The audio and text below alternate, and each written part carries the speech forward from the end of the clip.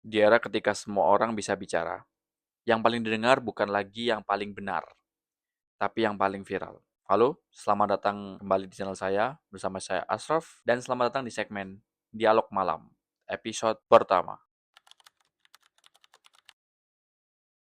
Kita hidup di zaman di mana satu kata bisa menyatukan atau menghancurkan. Dari podium politik, ruang redaksi, hingga ke kolom komentar. Bahasa yang dulu hanya alat berbagi makna saja, kini berubah jadi senjata yang menembus batas moral dan logika. Ia bisa membangun citra, menyelamatkan reputasi, atau menggulingkan seseorang hanya dengan satu kalimat yang salah kutip. Di tengah arus informasi yang deras, bahasa bukan lagi cermin realitas. Ia menjadi mesin pembentuk realitas itu sendiri. Setiap peristiwa besar selalu diiringi oleh perang kata. Beberapa media massa menyebutnya kericuhan. Masa aksi di lapangan kebanyakan menyebutnya penindasan, sedangkan aparat menamainya sebagai penertiban. Satu realitas, namun berbagai banyak versi. Dan disitulah bahasa bekerja sebagai arena perebutan makna. Seperti yang pernah dikatakan oleh Foucault, kekuasaan tidak selalu bekerja lewat paksaan, namun bisa melalui wacana. Siapa yang berhak menamai sesuatu, dialah yang menentukan bagaimana dunia ini memandangnya. Ketika sebuah tindakan disebut sebagai operasi keamanan, ia terdengar sah. Tapi ketika hal tersebut dinamai sebagai suatu tindakan represivitas, ia terdengar brutal, keji, bengis. Padahal faktanya bisa jadi sama. Yang berbeda hanyalah kata-katanya saja. Di sebuah layar kaca, setiap kata sudah melalui proses seleksi. Kata mana yang layak, kata mana yang harus dihapus. Di ruang redaksi, ada kekuasaan tak kasat mata.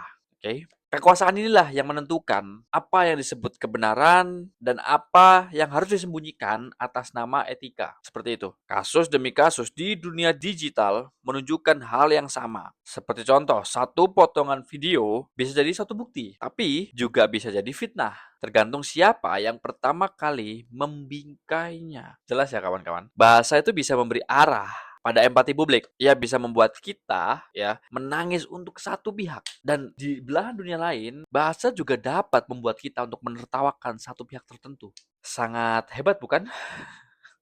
Di titik inilah kebenaran bukan lagi soal fakta, tapi soal framing.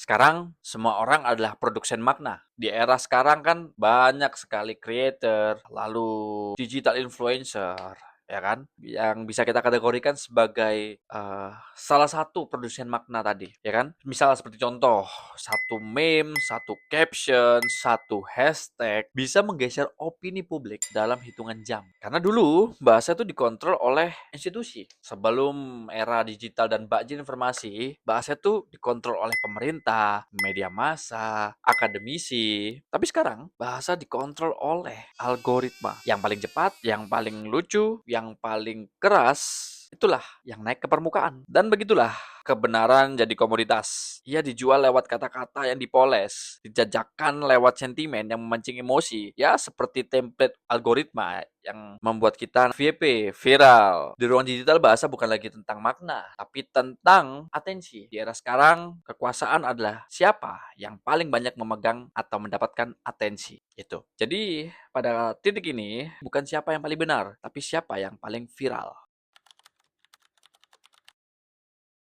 Bahasa dapat menggerakkan. Percaya nggak teman-teman? Ia bisa menjadi bahan bakar solidaritas. Namun di lain sisi, bahasa juga bisa loh menjadi bahan bakar kebencian. Saya rasa semua kawan-kawan tahu ya. Satu kata, misal, berjuang, misal. Itu bisa membangkitkan harapan suatu kelompok, harapan masyarakat.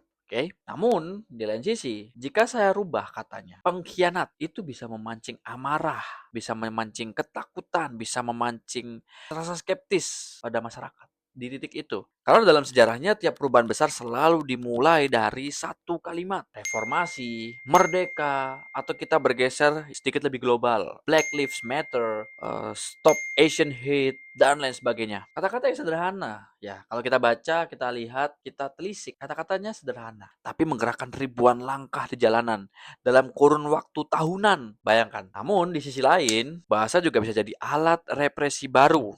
Ya, Kenapa bisa seperti itu? Bayangkan jika kritik disebut sebagai suatu ujaran kebencian. Bayangkan jika diskusi disebut sebagai kegiatan provokatif. Bayangkan pula jika edukasi disebut sebagai penyesatan. Dan semua itu dimulai dari pemilihan kata. Disinilah pentingnya belajar membaca dengan sadar. Analisis wacana bukan sekedar teori kampus, oke? Ini adalah suatu alat untuk bertahan di tengah-tengah kondisi yang banjir informasi. Kita harus mulai bertanya, siapa yang berbicara, untuk siapa ia berbicara, dan siapa yang diuntungkan oleh kata-katanya. 3 poin itu ya kawan-kawan. Karena di balik setiap narasi selalu ada kepentingan. Entah itu kepentingan yang baik, kepentingan yang buruk, entah itu kepentingan personal, kepentingan kelompok, selalu ada kepentingan di balik setiap narasi yang keluar, oke? Dan di balik setiap kepentingan-kepentingan tadi, selalu ada usaha untuk menguasai makna. Tujuannya apa? Betul, opini publik. Karena ketika opini publik itu bisa jadi kekuatan yang setara jika secara kuantitas itu cukup.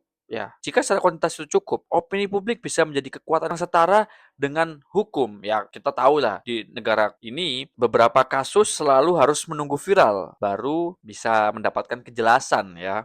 Itu kenapa atensi sangat memegang peranan penting sehingga kepentingan-kepentingan itu selalu berusaha untuk menguasai makna. Seperti yang pernah dikatakan oleh Roland Barthes, bahasa adalah sistem di mana ideologi itu bersembunyi. Tugas kita adalah membuka selubung itu, melihat struktur kuasanya yang tersembunyi di balik kalimat-kalimat yang dilontarkan, yang secara mata telanjang ya, kalimat itu tampak polos. Ya, jadi tugas kita adalah membuka cover itu.